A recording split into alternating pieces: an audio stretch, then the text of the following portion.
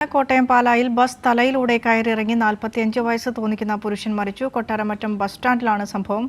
സനോജ് സുരേന്ദ്രൻ ചേരുന്നുണ്ട് കോട്ടയത്ത് നിന്ന് വിശദാംശങ്ങളുമായി. സനോജ്, ബസ് സ്റ്റാൻഡിൽ വെച്ചാണ് സംഭവം എന്ന് പറയുമ്പോൾ എന്തായിരുന്നു ഇത്തരത്തിലൊരു ദാരുണമായ സംഭവം ഉണ്ടാകാനുള്ള ഒരു സാഹചര്യം?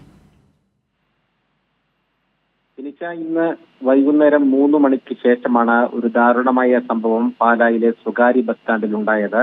ബസ് തലയിലൂടെ കയറി ഇറങ്ങി 45 വയസ്സ് പ്രായം തോന്നിക്കുന്ന പുരുഷനാണ് മരണമടഞ്ഞത്.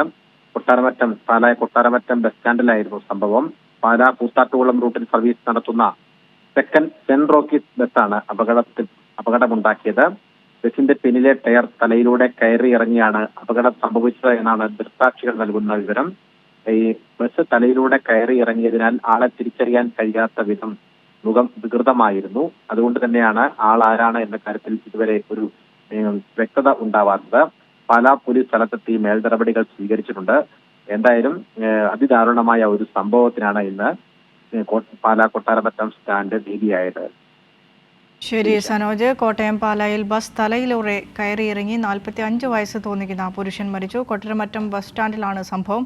പാലാ കൂത്താട്ടുകുളം റൂട്ടിൽ സർവീസ് നടത്തുന്ന സെന്റ് റോക്കീസ് ബസ്സാണ് അപകടമുണ്ടാക്കിയത്. ഇന്ന് അല്പസമയം മുമ്പ് ഏകദേശം 3 മണിയോടുകൂടിയായിരുന്നു സംഭവം ഉണ്ടായത് എന്നാണ് സനോജ് സുരേന്ദ്രൻ കോട്ടയത്ത് നിന്നും റിപ്പോർട്ട് നൽകിയത്.